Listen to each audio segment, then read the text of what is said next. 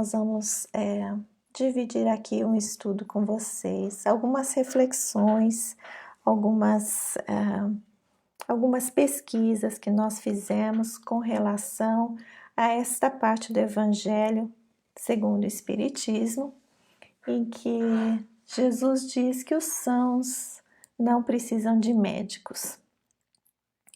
E para a gente começar um pouquinho tentando entender essa passagem, vamos começar com a questão de saúde, o que é ser são e a questão da enfermidade, o que é que significa estar enfermo.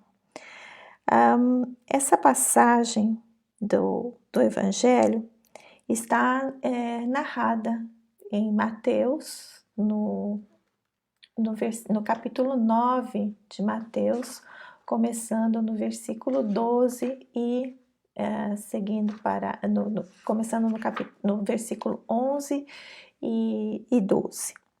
Mas começando aqui com essa questão da saúde, não é? Se nós formos pensar o que é saúde, podemos pensar em duas formas, né? Estamos aqui no plano físico, então o que é a saúde para nós no plano físico? A saúde é definida pela Organização Mundial da Saúde como sendo o completo bem-estar físico, mental e social, não somente a ausência de enfermidades.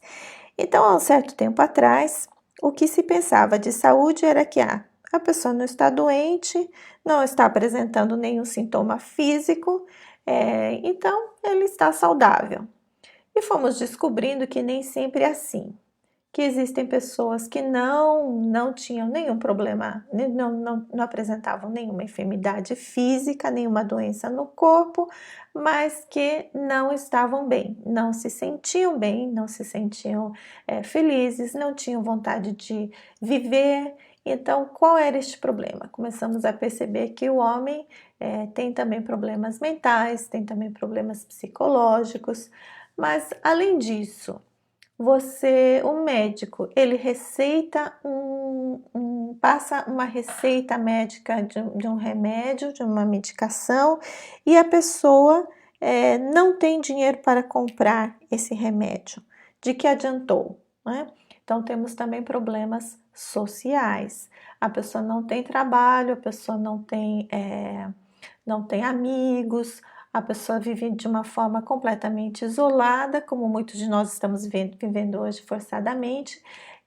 Estamos vendo que isso também causa uma série de problemas, uma série de angústias, uma série de questões que podemos considerar que afetam a nossa saúde. Mas também sabemos aqui que somos espíritos, certo? Então, Emmanuel, lá no livro O Consolador, pela psicografia de Francisco Cândido Xavier, ele vai definir saúde. E uma das formas que ele define saúde é a perfeita harmonia da alma e não do corpo físico, né? Então, a alma tem que estar em perfeita harmonia.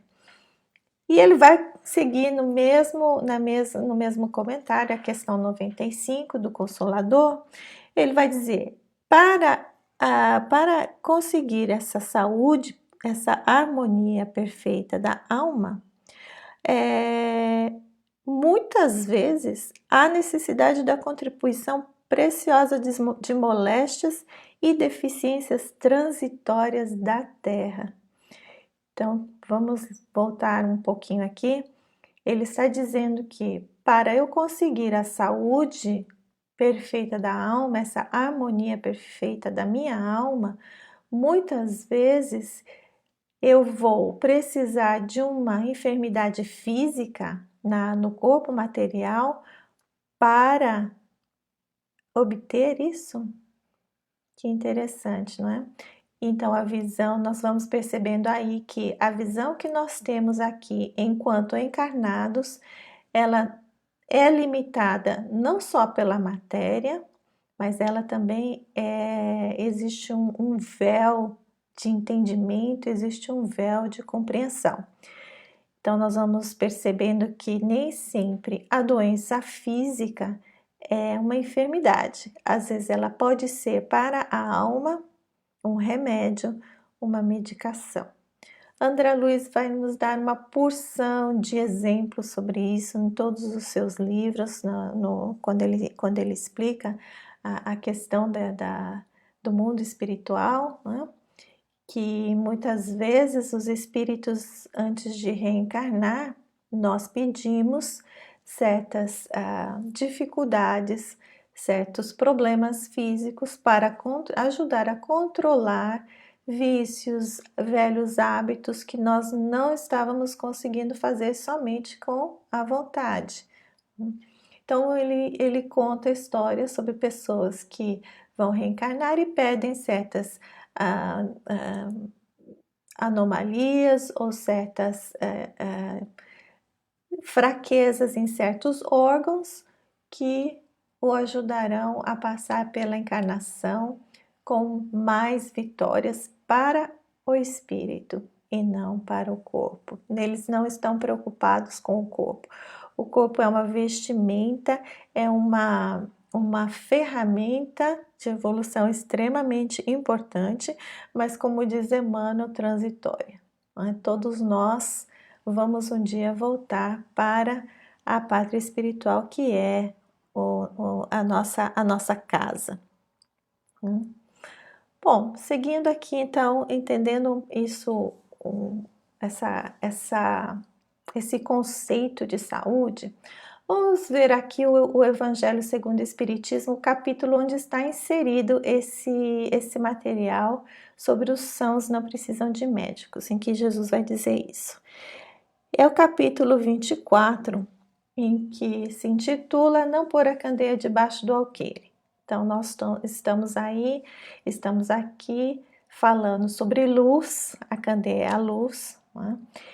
E podemos imaginar que Jesus, podemos comparar Jesus como nosso governador, como sendo,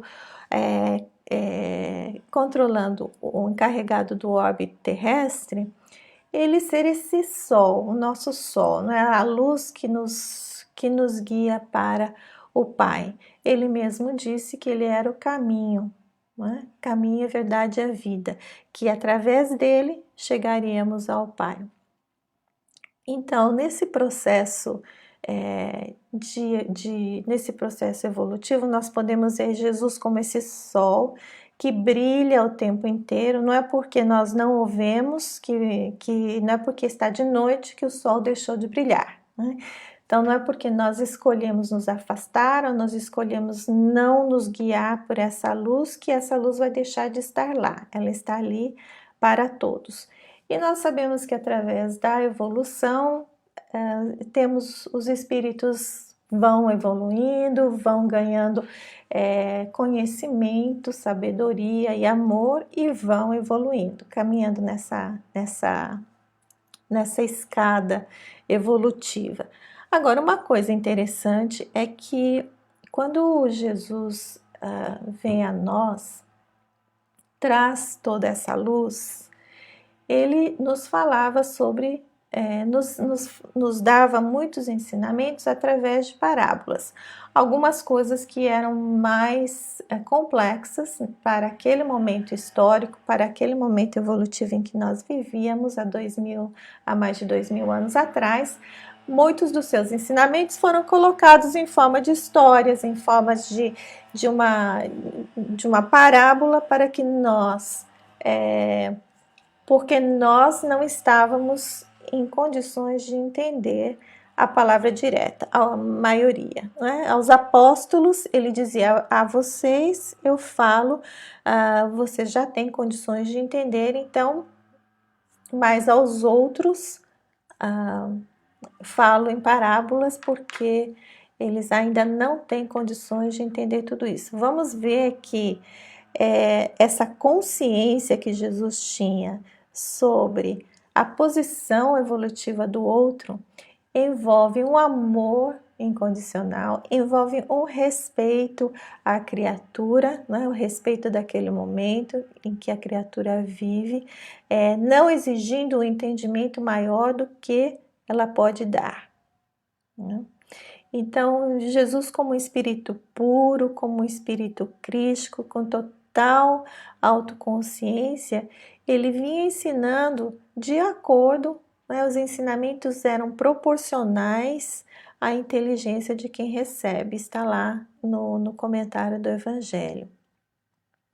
E outra coisa é que a luz muito forte, se a gente olhar para o sol direto, nós podemos causar um dano na nossa retina. Da mesma forma, a luz muito forte pode ofuscar o espírito, né? Naquele momento assim que a gente muitas vezes temos, se o conhecimento que chega é muito além daquilo que a gente consegue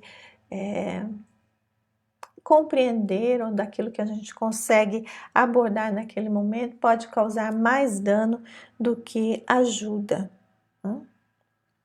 Mas podemos comparar também com o remédio, como uma medicação. Se nós excedemos muito na dose de um medicamento, ele pode causar mais danos do que curar o paciente, né? O excesso da medicação pode até causar um desencarne se nós não formos cuidadosos com isso. Então vejam que isso funciona tanto na parte material como funciona na parte espiritual, né? E Jesus, trabalhando com os apóstolos, no início ele dizia: levem esses ensinamentos primeiro aos judeus. Os judeus já tinham a ideia do monoteísmo, já eram monoteístas, já tinham o conhecimento de que o Salvador viria, já tinham as mensagens de todos os profetas avisando sobre a chegada do Messias. Então eles já tinham no seu cabedal de conhecimento o suficiente para entender o que Jesus estava fazendo naquele momento, para que Jesus havia chegado naquele momento. E ele disse: deixa os gentios para mais tarde, não excluindo, mas preparando primeiro a terra que já estava lavrada, que já deveria estar pronta para receber as suas sementes, né? E deixando que para um momento mais apropriado o plantio com relação aos gentios. E seguindo a estrutura do capítulo, vem então: os sãos não precisam de médicos. Nós vamos ver que ele vai falar sobre isso numa situação em que os fariseus, que eram os doutores da lei da época, os judeus, verificavam, eles tinham o costume de verificar os ensinamentos que Jesus pregava, e uma das coisas que Jesus fazia naquele momento era, ele estava num banquete junto com os publicanos e pecadores, todas as pessoas que estavam ali, que viviam ali, os mais pobres, os que sofriam, as pessoas que não estavam ainda seguindo a religião da época. Então ele comia junto com eles, fazia esse banquete junto com eles. Vejam que a plataforma de Jesus era extremamente inclusiva, né?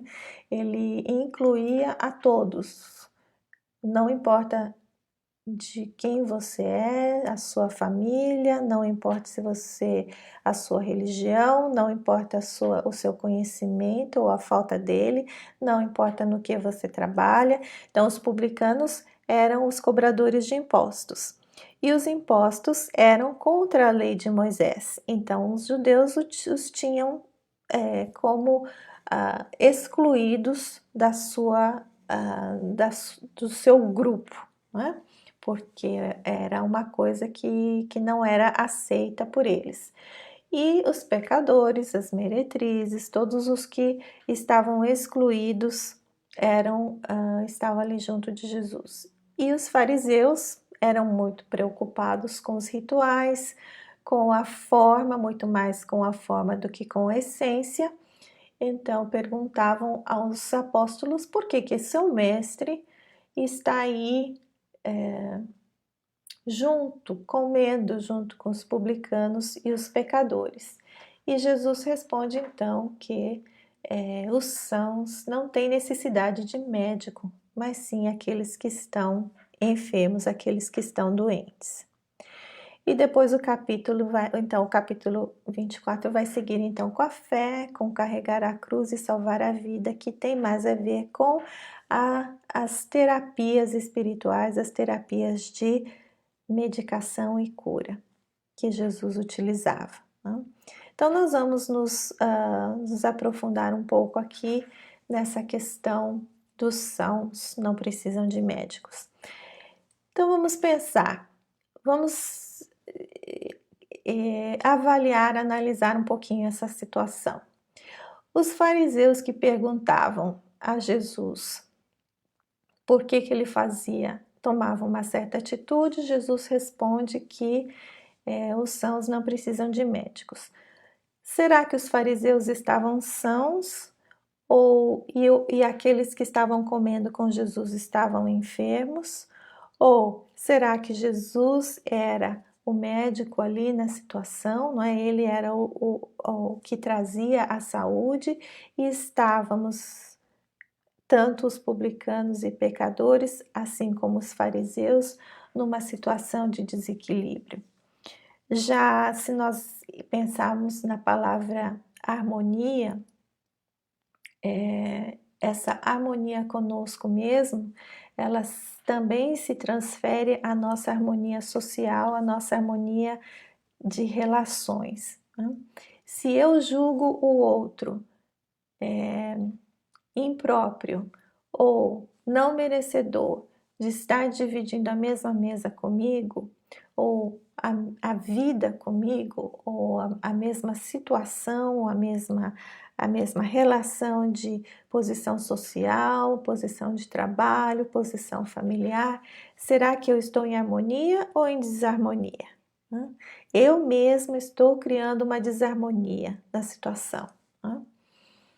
Então, Emmanuel vai dizer que esse banquete dos publicanos é uma relação em que Jesus abraça a todos que procuram a sua alimentação espiritual.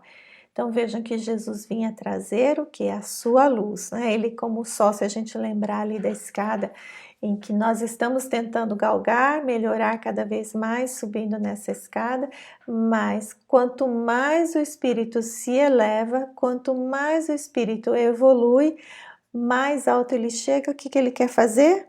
Mais ele quer ajudar, né? Mais ele desce para ajudar aqueles que estão atrás.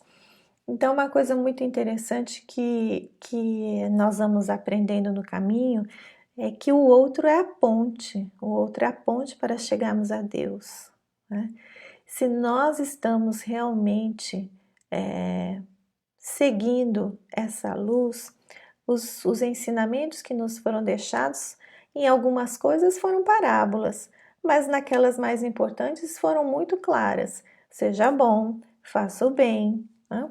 Seja uma pessoa do bem, ajude quando você pode.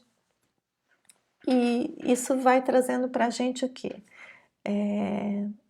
Oportunidades, a vida vai trazendo para a gente muitas oportunidades para colocar todos esses ensinamentos em prática, não é? Jesus, em qualquer tempo e situação, estava sempre pronto a atender às almas que o buscavam, sempre. Até hoje, ainda quando nós buscamos, recebemos com certeza as respostas, a ajuda necessária. A mesa divina, Emmanuel vai dizer que ela prossegue em sublime serviço, mas resta aos comensais o aproveitamento da concessão. Então, cabe a nós, a cada um de nós, fazer a nossa parte, né, de primeiro chegar a este banquete, tomar a decisão através da nossa vontade de Ok, vamos ver o que ele está dizendo, vamos ver, vamos tentar entender o que ele está ensinando, vamos tentar entender o que ele quer dizer com isso, o que eu preciso fazer e colocar em prática para conseguir isso. Jesus era uma pessoa, no seu exemplo, sempre foi em atividade, em ação. João vai dizer que se fosse para eles escreverem tudo que Jesus fez, não daria, em todos os livros do mundo, não teriam condições de escrever tudo que Jesus fazia. Então a gente pode imaginar que era uma pessoa que nunca parou, né? Sempre esteve em ação, em atividade para ajudar, para fazer, para exemplificar, para ensinar, sendo o amor 100% do tempo. Né? Não querendo dizer com isso que esse amor não fosse educativo, que ele não fosse forte quando deveria dizer, que não fosse enérgico, ou que não soubesse dizer um não. Quantas vezes a gente não recebe um não da vida? Quantas vezes nós não recebemos um silêncio nas nossos pedidos, nas nossas preces? Isso também é uma resposta, é a melhor resposta que nós temos naquele momento, para nós. Né? É o silêncio ou é um não? Nem sempre um sim permissivo,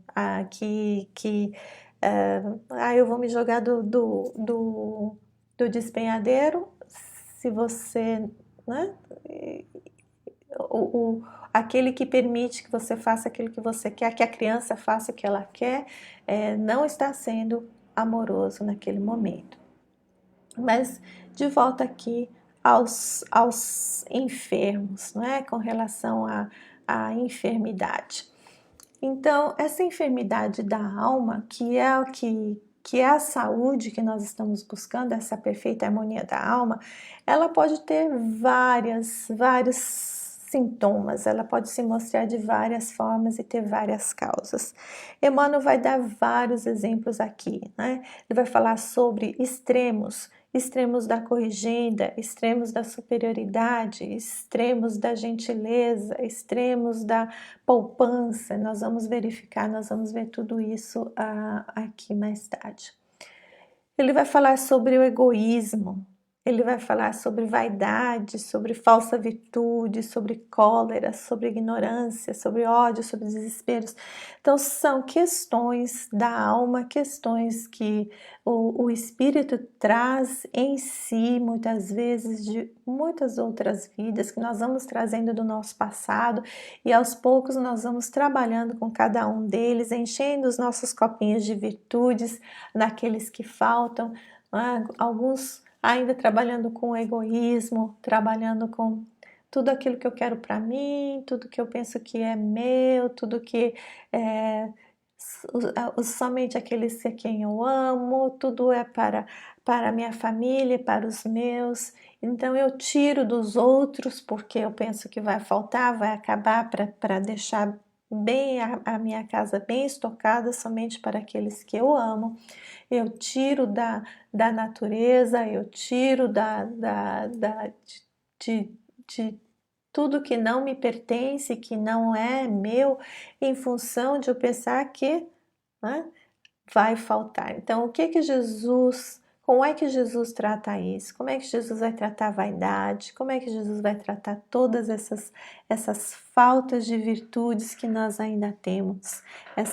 Essas faltas de luz que nós ainda temos. Então, nessa jornada evolutiva, nós vamos sempre ter uma ajuda que vem do alto. Não só a luz de Jesus, que é essa maior, esse sol maior constantemente aceso, né, que doa de si mesmo 100% do tempo, mas nós vamos ter também espíritos que nos amam na caminhada, que nos amam e se voluntariam para nos ajudar. E quando a gente acessa a nossa vontade e faz um esforço pequeno, e Emmanuel vai dizer que são migalhas que Jesus pede que nós façamos, assim, é um passinho em direção a sua luz, né? E já somos rodeados então de ajuda de mentores, de pessoas, de amigos, de familiares que com certeza querem o nosso crescimento, né? Quanto mais crescemos, quanto mais aproveitarmos, seremos mais um para ajudar, né? E menos um para dar trabalho também. Mas nesse processo a gente precisa o quê? No autoconhecimento, uma autotransformação. Né? O reino de Deus já está dentro de nós, já está em nós. Então, voltarmos para descobrir esse reino, descobrir esse amor que já existe em nós, essa luz que já existe em nós, essa candeia, né, que ele fala logo no início do capítulo. A candeia não é acesa para ficar aí escondida embaixo do velador, embaixo do alqueire, dessa cesta, né, que servia para guardar cereais. A candeia não fica escondida, né? Então a luz já está, a luz já é em nós. Somos criaturas divinas já com essa luz. Então, trazer essa luz para fora, brilhar, né? Nessa busca que nós fazemos, nessa autotransformação, em que vamos aprendendo a encontrar o equilíbrio que está aí no meio, né? Esse equilíbrio que é trazido para nós por Jesus através do seu evangelho, do amor, que é esse Deus em todos nós, né? Que nos traz, que está nesse meio, que está nesse equilíbrio e harmonia, em que cada vez que nos afastamos desse meio, caímos numa enfermidade, numa situação enferma. Tanto de falta como de excesso, ele vai criar desequilíbrios, vai criar uma desarmonia na alma. Então, conforme Emmanuel, vamos estar nos afastando da nossa saúde. Então, é importante a gente prestar atenção naquilo que nós estamos sendo, no que somos, né?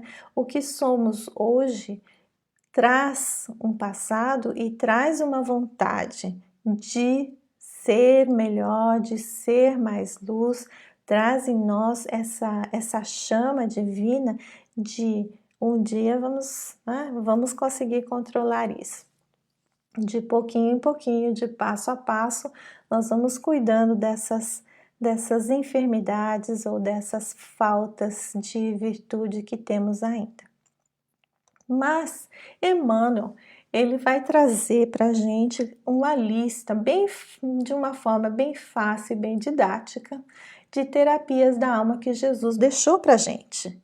Ele já deixou no seu exemplo, já deixou na sua vida, já deixou, e os apóstolos, quando escreveram os evangelhos, deixaram aqui para a gente a receitinha, né?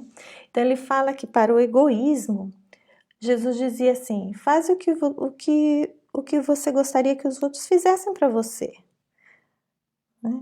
Se você está na dúvida, o que você quer fazer, pensa assim: o que eu gostaria que fizessem para mim?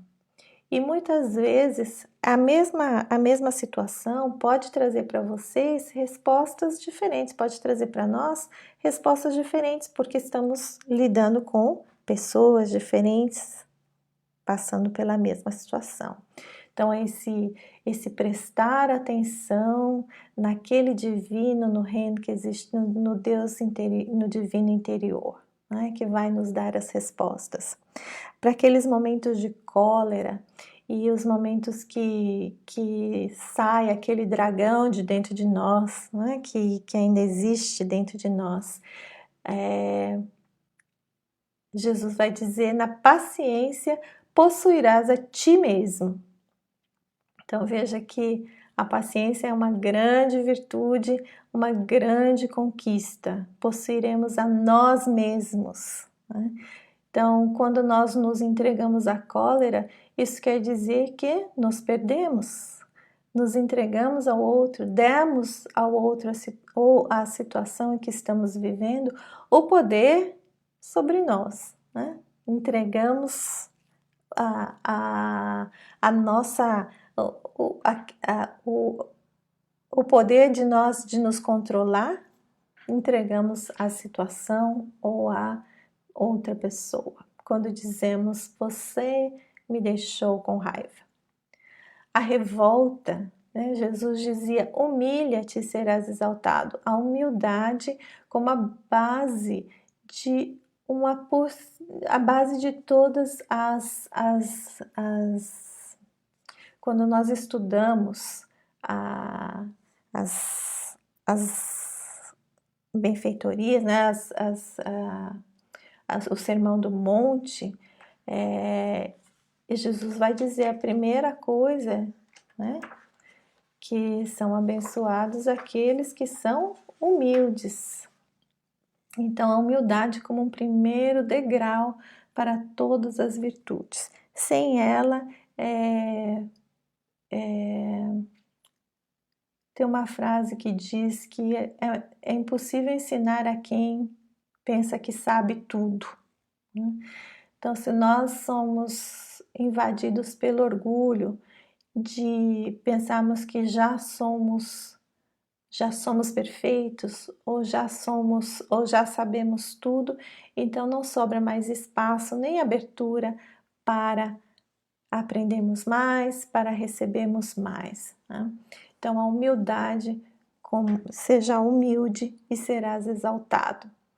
E uma coisa que os fariseus tinham esse problema do orgulho, com a falta de humildade, e Emmanuel vai descrever isso em Paulo e Estevão, né, no livro Paulo e Estevão, em que era muito importante para eles esse orgulho da raça, da raça escolhida, era o povo escolhido de Deus, né? Então hoje Israel representa a humanidade.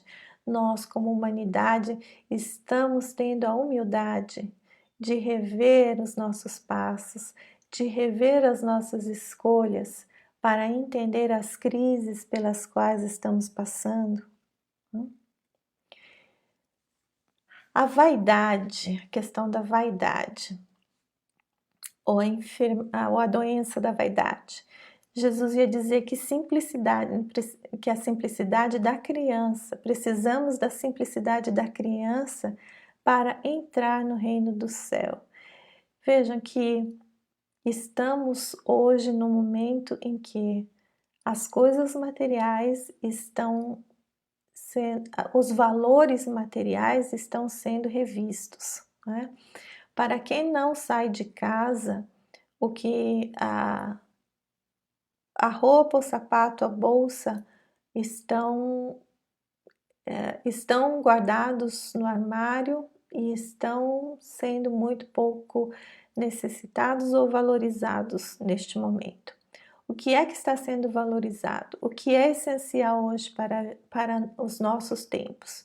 Estamos aprendendo a rever a essência, estamos aprendendo a rever o que é essencial? Eu acho que sim, né? Estamos tendo tempo e oportunidade para essa revisão. Talvez buscar essa simplicidade não só na nossa vida material, mas nas nossas mentes e no nosso espírito, né? A simplicidade muitas vezes esconde, o simples esconde a complexidade da vida, né? Pode ser muito simples de se fazer, não quer dizer que seja fácil. A enfermidade da falsa virtude. Então Jesus ia dizer, para ser o maior, ser no mundo o servo de todos. Ele disse isso na Santa Ceia, na última ceia, junto com os apóstolos, em que os apóstolos estavam ali discutindo entre eles, né, quem é que ia sentar do lado direito ou do lado esquerdo de Jesus. Vejam que eram as posições ainda que lhe chamavam a atenção, ainda eram a questão de rituais, de forma, né? Muito mais do que a essência. Então Jesus tira sua túnica, se cinge aí com uma toalha no quadril e ele vai lavando os pés de todos os discípulos, mostrando o quê? Mostrando que aquele que pode mais, né? Veio para servir mais. Então, de novo, comparando com a luz do sol. A luz do sol, o sol brilha para todos, né? Para todos da mesma forma. Não importa para o sol se é um espírito extremamente elevado ou se é um verme que está lá no fundo da terra. O sol brilha da mesma forma para todos. E serve a todos. Essa luz que serve, essa luz que brilha, ela não fica pensando assim, ah, você merece ou você foi bonzinho. Não, você não foi bonzinho, então você não vai ter a luz, a minha luz, não é isso. Ela brilha sem perguntar a quem, sem perguntar por quê, sem perguntar qual a situação que você está vivendo. Essa luz brilha sem questionar. O amor não questiona para amar, não é? O amor educa, mas ele não diminui pela falta do outro. O ódio, qual é a cura para o ódio? Ama os teus inimigos.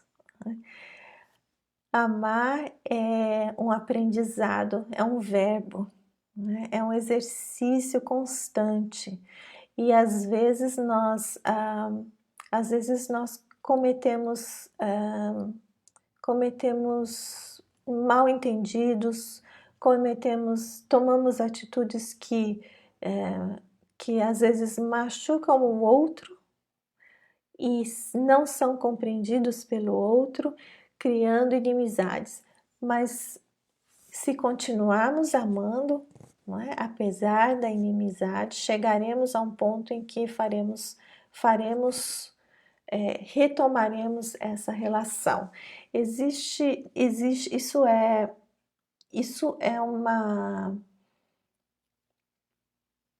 Isso faz parte da vida, né? A vida exige de nós que nós estejamos prontos para nos relacionarmos e para amarmos a todos, sem distinção. Não é somente a minha família, não são somente os meus amigos. Nós vamos vendo que a vida exige uma cooperação para que ela siga. Joana vai dizer isso. Nós vamos ver hoje que Joana de Ângeles, ela vai dizer que a cooperação é a base de tudo hoje. Se nós estudarmos, se nós analisarmos como é que o mundo funciona, ele funciona à base de cooperação. E se nós não entrarmos nesse elo, nessa cadeia, se nós não tomarmos o nosso lugar nessa cadeia, nós estaremos causando danos a nós mesmos, né? E atrasando esse avanço. E com relação à ignorância, a doença da ignorância, Emmanuel traz esse ensinamento do Cristo, né? A verdade te libertará. Saberás a verdade e a verdade te libertará. Essa verdade tem que ser buscada, ela tem que ser compreendida. De novo, cabe aí o nosso esforço, cabe aí a nossa responsabilidade, cabe aí a nossa vontade de nos conhecermos, né? de conhecermos a verdade que existe já em nós. Se você está muito triste porque foi ofendido, olha lá o remedinho. Perdoa 70 vezes 7. Semana passada, no sábado passado, a Eliane falou sobre o perdão, ela fez uma comparação com uma pedra que a gente carrega na mochila e essa mochila vai ficando pesada e a gente só vai olhando para a lama que está no chão. Isso é essas ofensas que a gente pensa que foi o ofendido. mas na verdade, se olharmos para dentro de nós mesmos, para existir um ofendido, nós precisamos permitir que essa ofensa nos atinja. Se eu estou sendo caluniado, se estou sofrendo muito porque estou sendo caluniado, o que Jesus diz? Ora, ora pelos que te perseguem, pelos que te caluniam. A oração em qualquer momento, em todo momento, ela é um bálsamo, ela é um remédio, ela é uma resposta, ela é uma atitude que deveria ser que nos ajuda em qualquer momento. Então, em qualquer momento nós deveríamos, estamos no caminho provavelmente de aprender a estar em oração 100% do tempo, né? Começamos aí vencendo os momentos difíceis, aqueles momentos de cólera, aqueles momentos de egoísmo, fazemos uma prece, nos ligamos com algo mais alto, com algo maior que nós, para nos ligarmos, né, para conseguirmos trazer de dentro de nós o nosso melhor para aquele momento. Então, esse exercício constante de estar continuamente ligado a algo maior, a uma frequência mais alta, a algo melhor que nós, vai nos direcionar para este reino interior, esse reino dos céus interior, né? Se estamos passando por um momento de incerteza, Jesus vai dizer o quê? Nega a ti mesmo, toma a tua cruz e segue-me. Então vai seguir, nós vamos chegar aqui nas outras partes desse capítulo do Evangelho, que vai falar sobre toma a sua cruz, que vai falar sobre a fé, que vai falar sobre salvar a sua vida. Então veja que são terapias, são uma porção de tratamentos que a gente vai ter que fazer ao mesmo tempo, nós vamos ter que utilizar vários deles ao mesmo tempo, alguns de nós em alguns momentos nós vamos utilizar mais um do que outros, não? Aí Emmanuel vai continuar com os extremos, ele vai falar sobre extremos também. Então existe o extremista da corrigenda, então aquele que está tão preocupado em fazer da forma correta que não sente, né? Aquele que está, como os fariseus, preocupados com a forma, muito mais com as formas rituais do que com a essência. Então eu me preocupo que você está comendo com tal pessoa, sem lavar as mãos de uma determinada forma, ou se você está saindo com determinada pessoa de determinada religião ou nacionalidade ou cor, não é? Devido à dureza do meu coração ainda, eu não consigo perceber a essência.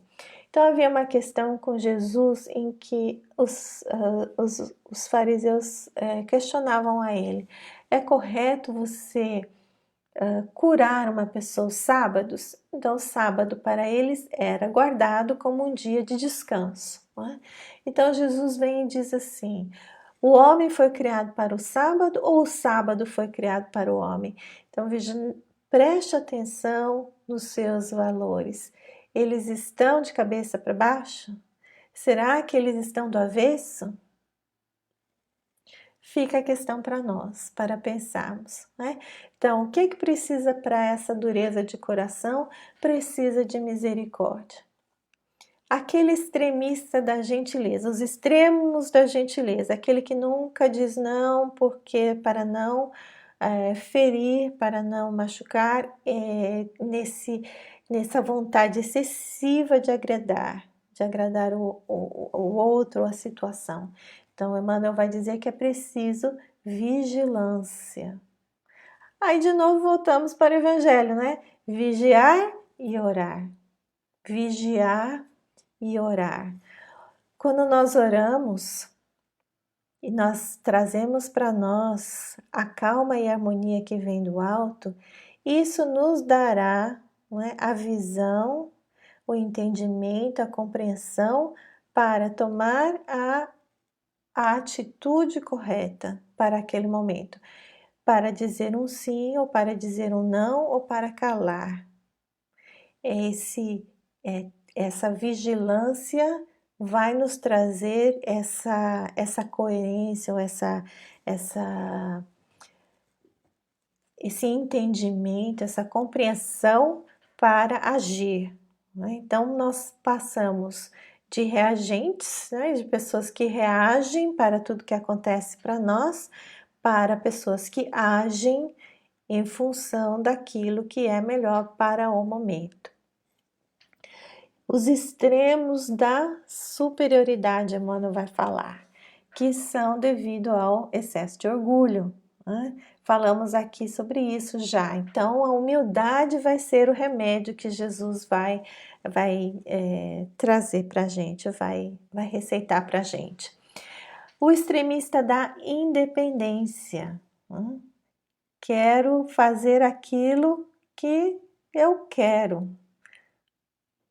Posso? Claro que pode, mas convém, Paulo já dizia, né?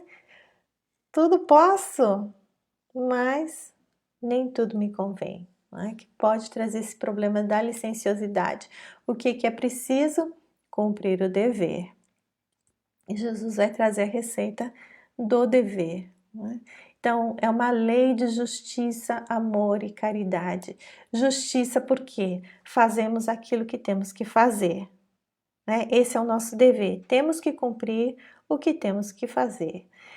Justiça, amor e caridade, né? Primeiro a gente faz a nossa parte, faz aquilo que a gente tem que fazer, remove a pedra da frente da caverna, faz o seu estudo, prepara o teu coração, melhora o teu sentimento, entra dentro de você, vai transformar aquele cantinho, põe um pouquinho de luz naquela sombra.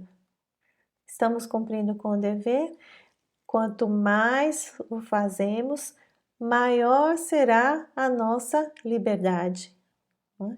Maior será a nossa, porque como já temos a responsabilidade do dever cumprido, mais responsabilidade nos será dado, mais liberdade nos será dado, porque já temos responsabilidade suficiente para lidar com aquela liberdade maior, né?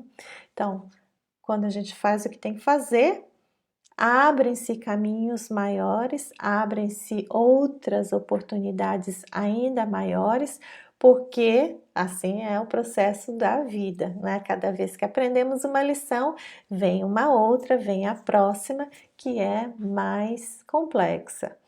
E até que chegamos aí a um momento em que existe uma alegria muito grande com o aprendizado. Não é mais pesado, não é mais uma obrigação, deixou de ser dever.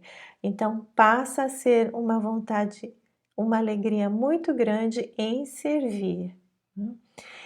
Então Paulo ia dizer lá no fim que eu me considero devedor de todos, porque eu recebo tanto do alto, eu recebi tanta misericórdia de Jesus, que veio me encontrar, que veio me guiar, que veio me trazer, eu recebo tanto e eu me sinto devedor em dividir toda essa luz que eu recebo do alto para com todos que estão à minha volta.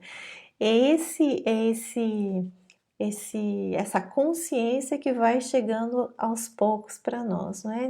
Quando nós saímos dos extremos e vamos chegando ao equilíbrio, vamos conseguindo nos manter dentro do caminho do Evangelho, dentro do caminho que nos foi colocado por Jesus. E Emmanuel vai falar sobre o extremista da poupança também. Se nós queremos só guardar, isso não é só o dinheiro, estamos falando de sentimentos também. Por causa da nossa avareza, a gente fica pensando, não, se eu dividir muito vai acabar, se eu der muito abraço acaba, né? Se eu der muito de mim, eu acabo. Não percebo que quanto mais eu divido de mim mesmo, mais as coisas se multiplicam, né? Mais o meu ser se multiplica, mais nós crescemos. Então vem aí o trabalho, o exercício da caridade como terapia da alma. Então vejam quantas terapias, quanta medicação, e isso é só uma partezinha pequena ainda, nós não conseguimos colocar aqui tudo que Jesus deixou aqui pra gente, né? mas quando ele diz aí que os enfermos do corpo e da alma são todos credores de entendimento e bondade, amparo e restauração. Então veja que a luz, como a gente falou ali no começo, vem para todos, né? Ele não está aí questionando se precisa, se merece ou se não merece, se é bom ou se é ruim. Vem o amparo, vem para todos. Agora, Emmanuel vai dizer que Jesus não pode salvar o doente que persiste em fugir do remédio. Então veja, Jesus vem como médico, brilha a sua luz, mostra o caminho, mas se nós não nos colocarmos neste caminho, se nós fugirmos do remédio, não fazemos nada do que ele recomendou, não podemos reclamar que os seus ensinamentos não estão fazendo efeito em nós, certo? Então vejam que segue e volta ali para o fazer aquilo que temos o dever de fazer. Tá? São os nossos remédios. Então ele vai dizer aqui, se já acendeste a luz, Emmanuel vai dizer isso, se já acendeste a luz do conhecimento superior em si mesmo, estenda essa luz para a sombra. Essa luz, a sombra pode ser interior ou ela pode ser exterior. Fica mais fácil de nós trabalharmos com o exterior, porque aí nós conseguimos ver, não é? Então ajuda aquele que está ali do seu lado, que está precisando. A gente sempre pode ter uma palavra amiga, a gente sempre pode ter um sorriso, a gente pode sempre ter um tempo, né, um minuto para escutar o que o outro está querendo dizer. E Emmanuel vai dizer que ninguém recolhe talentos do céu para ficar guardando ela dentro de si, né, do seu egoísmo, dentro de si mesmo. Não esqueça os enfermos do dia a dia. São os nossos familiares, são aqueles que estão mais próximos de nós. Ele vai dizer: nossos desafetos do passado nos rodeiam em toda parte. Então, estão conosco em casa, no trabalho, estão conosco entre o grupo de afetos e desafetos que nós carregamos constantemente conosco, não é? Porque como dizia Paulo, somos cercados de uma nuvem de testemunhas, que então o mundo espiritual está do nosso lado. Os espíritos vão dizer a Kardec que eles nos influenciam todo o tempo, muitas vezes são eles que tomam as nossas decisões. Então, quem é que nós estamos escolhendo para estar ao nosso lado? É uma questão para termos em nossos corações, né? E aqui no Evangelho, voltando ao capítulo 24, ele vai dizer, o Kardec vai dizer que o Espiritismo, como esse Consolador prometido, traz para a gente o estudo da mediunidade, não é? Numa forma didática, numa classificação, de uma forma que nós podemos entender como é que essa faculdade está acontecendo, mas é uma faculdade que todos têm, ela é dada sem distinção. A mediunidade existe em pessoas de todas as classes sociais, em pessoas de todas as crenças, de todas as religiões, e isso é uma faculdade para que os espíritos possam trazer luz a todos, não é somente para os espíritas, não é privilégio de ninguém.